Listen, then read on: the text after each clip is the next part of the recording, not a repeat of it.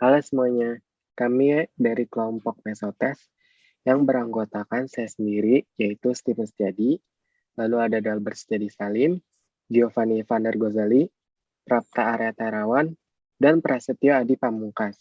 Pada kesempatan kali ini, kami akan melakukan podcast mengenai film Schindler List. Sebelum masuk ke pertanyaan, saya akan menjelaskan dulu ringkasan dari film Schindler List ini. Jadi, karakter utama dalam film ini adalah seorang pembisnis bernama Oskar Schindler yang berasal dari Cekoslovakia. Oskar Schindler digambarkan sebagai karakter yang jauh dari kata baik saat awal cerita berlangsung. Schindler merupakan pria yang tamak, berkarisma, dan manipulatif. Misi utamanya datang ke Polandia adalah untuk berbisnis. Ia membangun sebuah pabrik logam untuk mengolah peralatan dapur dan perlengkapan perang. Pada awal cerita, diperlihatkan bagaimana kepanikan warga Yahudi di Polandia saat mengetahui bahwa Nazi telah berhasil menginvasi negaranya. Tidak ada yang bisa dilakukan oleh mereka selain berdoa untuk meminta keselamatan dan kabur dari para tentara Nazi. Sampai akhirnya, kebiadaban perang terjadi di depan mata kepalanya sendiri. Schindler menyaksikan sadisnya pembantaian yang dilakukan oleh para tentara Nazi terhadap Yahudi. Mereka merampas barang berharga milik Yahudi, membinasakan rumah-rumah, dan menembaki para Yahudi tanpa terkecuali. Adegan penyiksaan dan pembantaian diperlihatkan secara eksplisit dalam film ini, membuat penonton ikut merasakan kengerian perang pada masa itu. Perasaan emosional akan kita rasakan saat melihat Schindler mulai menyadari betapa kejamnya pihak Nazi. Tanpa banyak berpikir, Schindler akhirnya merelakan segala hal yang ia miliki untuk menyelamatkan para Yahudi. Schindler meminta Stern untuk membantu dirinya menjalankan misi penyelamatan. Stern ditugaskan untuk membuat daftar nama para Yahudi. Lalu Schindler membeli para Yahudi yang masuk ke dalam daftar nama tersebut dari tangan Nazi dan membawa mereka ke negara asalnya agar terhindar dari siksaan para tentara Nazi. Selanjutnya kita akan memasuki ke sesi menjawab pertanyaan. Pertanyaan yang nomor 1, apakah problem etis yang dihadapi oleh Oskar Schindler?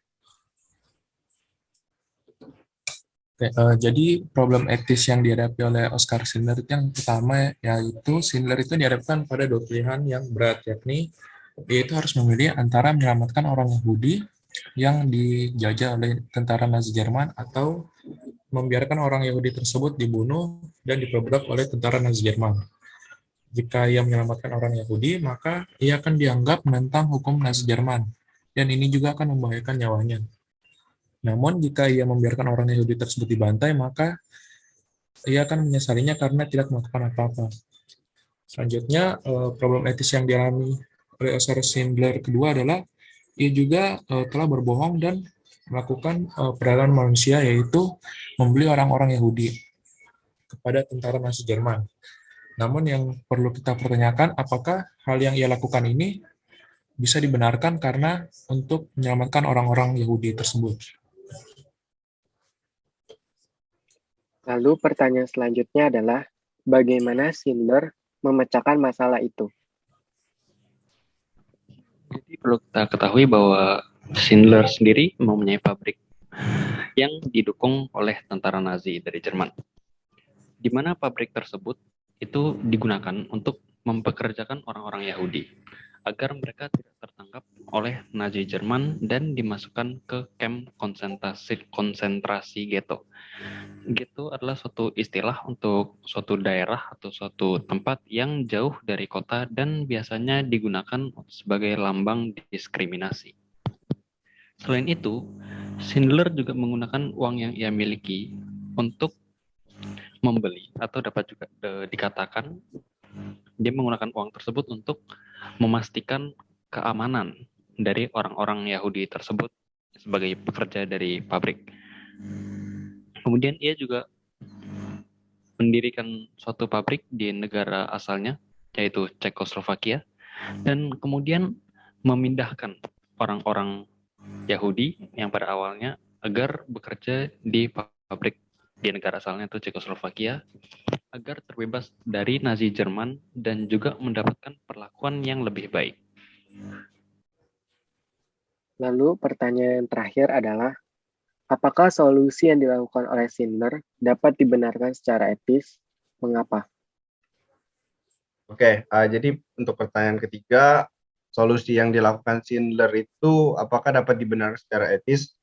Jawabannya pasti iya, karena Schindler ingin bermurah hati untuk menolong orang-orang Yahudi yang dijajah sama tentara Nazi. Jadi meskipun si Schindler itu harus kehilangan harta, kejayaannya juga kehilangan, tapi dia sadar bahwa apa yang dia lakukan itu maksud saya apa yang dilakuin sama tentara Nazi Jerman itu telah membuat orang-orang Yahudi itu menderita, jauh lebih menderita. Dan si Schindler itu ingin menyelamatkan mereka dari segala penderitaan yang disebabkan sama tentara Nazi Jerman. Jadi apa yang dilakukan sama Schindler itu sesuai dengan tahap ke-6 dari perkembangan penilaian moral menurut Kohlberg, yaitu the Universal Ethical Principle Orientation, yang dimana harta yang kita miliki itu nggak ada bandingnya dengan nyawa seorang manusia. Jadi nggak bisa dibandingin antara harta dengan nyawa. Itu memang sangat-sangat sensitif. Menurut saya sih begitu. Oke, selanjutnya kita masuk ke tahap kesimpulan. Oke, tentang kesimpulan yang kelompok kami ambil dari film Schindler List. Jadi, film Schindler List adalah film yang sangat bagus yang disutradarai oleh Steven Spielberg dan karakter utama Oskar Schindler diperankan oleh Liam Neeson. Film ini memiliki tema hitam putih yang seringkali memperlihatkan sudut pandang orang ketiga kepada Schindler dan memberikan pandangan dokumenter yang sangat real pada masa itu. Dari film ini juga, kita dapat banyak mengambil pesan moral dan pesan etika. Kata-kata dari Schindler yang sangat berkesan bagi kelompok kami adalah, "Whoever saves one life saves the world entire." Untuk menjadi pahlawan, kita tidak perlu menamatkan semua kehidupan. Kita bisa menamatkan satu kehidupan, maka kita akan menjadi pahlawan baginya. Sekian dari pembahasan tentang film Schindler List oleh kelompok kami.